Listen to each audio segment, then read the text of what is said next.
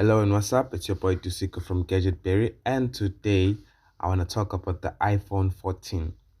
We know that the Apple event is usually held in September, in the early days of September or just mid-September.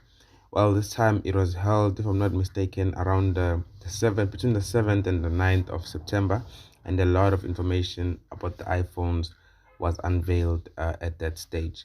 I mean, we did learn that the iPhone 14 Pro comes at 6.1 inches with the ProMotion display, and the iPhone 13 Pro Max comes at 6.7 inches. I believe that also comes with the ProMotion display, because I mean, why give the iPhone 13, the iPhone 14 Pro ProMotion display and not give the iPhone 14 Pro Max the ProMotion display? Now on the colors, these are the simple colors that you just get for the 13. I mean the actual 14, the small 14.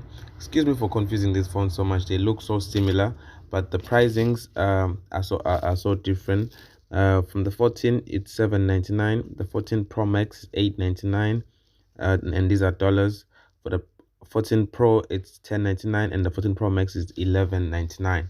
Now these are the features that you get with these phones. You do get a 6.1 inches on the 14, as I've said. You get yourself same patches as the 14 Max. Oh, there's a 14 Max. An Apple iPhone 14. There's an Apple iPhone 14 Max. There's an Apple iPhone 14 Pro and the Apple iPhone 14 Pro Max. So that's the lineup this time around. And the color that I'm going to be showing you mainly here is the deep purple, but there are different colors as you've probably seen in the previous pictures. The phones also support a dual SIM technology by using the eSIM system that they've been using, if I'm not mistaken, from the iPhone 12s. But for the sake of certainty, I'll just say from the iPhone 13s, because I'm sure that the 13s have it, because all iPhone models that support the eSIM have multiple eSIMs, and they use dual SIM with two active SIM cards at the same time. You can use dual SIM by using a physical SIM card and an electronic SIM card. iPhone 13 models also do support two SIM cards, as I've said. Here's how that plays out. iPhone is different, obviously, so they don't really call them a SIM 1 and SIM 2, and they don't really show two networks up there at the top. As you can see how it shows, there's just little dots uh, just below that actual network. So iPhone calls these the primary SIM card and the secondary SIM card, and they are labeled as P and S. So you can make calls with these SIM cards, and whenever you wanna check airtime or call somebody, you can change up there with that small toggle there whether you want it to be on P on S. And so you can see here, for example, Jane Pleased was called with the P, meaning that it's a personal SIM card. When you're sending an SMS even to Jane Pleased, you select that you want the secondary SIM card or the primary SIM card. Guys, forgive me if I'm talking so fast, but I just want to cover a lot of features and information in this short video.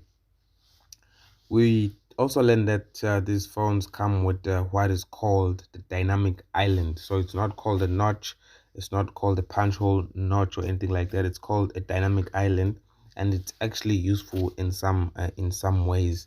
If I can just illustrate a few here, if you actually like go to the recording app and record some audio, you just see, whenever, even if you leave the app, you do see the waveforms on the top there on that dynamic island. You see your recording going through and stuff like that. So you see if you are talking louder or you need to raise your voice so you can be more audible and stuff like that. Because as I'm recording even right now, I'm seeing that, but I'm seeing that on a much more advanced app. But here you only see, you just sit on the basic app, which is just the recording app that comes with the phone.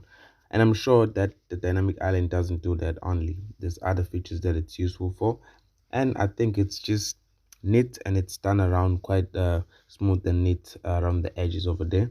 It looks quite interesting. I don't think Apple can pull this off like this. I thought they were gonna stick with their old notch, but thank God they've changed that, because it was kind of looking dated. And this is quite interesting. This is where the direction of all the other cell phone manufacturers has been going. Now here, it's just showing you another feature that you can do with that you get with that orientate with that dynamic island.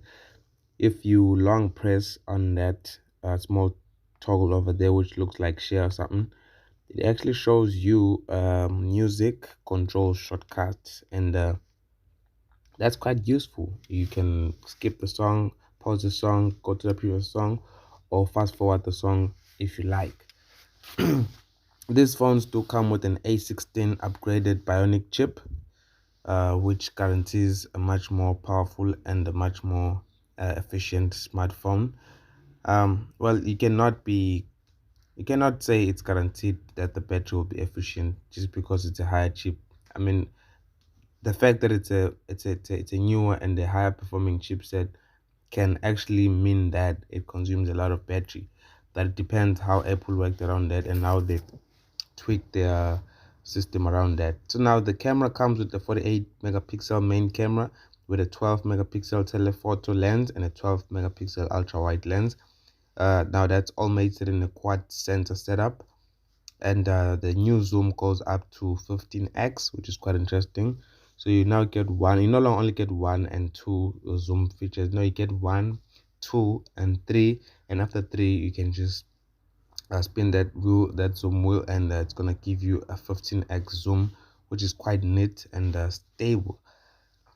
iPhone also offers you cinematic mode in 4K now, so you can actually shoot uh like really good quality movies, really good quality skits and stuff like that, or whatever that you want to do. Really good quality videos with this setup, with the fact that it's got a 4K cinematic mode now. That's not the only new feature that the Apples actually came with, that iPhone actually came with on their new event. But we also learned that the Apple Watch, which is the Apple Watch Ultra, now has an SOS alert of some sort. It alerts the authorities whenever you've been in a crash or accident. It's got like a crash center and of some sort that is linked with your phone, and it can alert the authorities as soon as you crash and stuff. Like, you don't even need to call them and stuff. We see this technology being used by car tracking companies and car insurance companies. I've seen Discover do this for quite a long time now. Nice light blue color on the 14, just a plain 14, which looks exactly like a 13. um Correct me if I'm wrong. I'm not too sure. This looks like 13 to me. But if you guys enjoyed the video, kindly press that like button, and of course press the subscribe button if you'd like to see more videos like this from your boy Gadgetberry. You guys definitely have yourself a good day, because I'm definitely having myself a good one here. Peace. And before I forget, you guys can kindly check out our page. We got a page on Facebook, the Gadgetberry page, where we post a lot of iPhones. um just go search it on Facebook and you're gonna see what it's all about. I'd really appreciate it if you do follow and like there on Facebook. um yeah, that's all I wanted to say. Peace.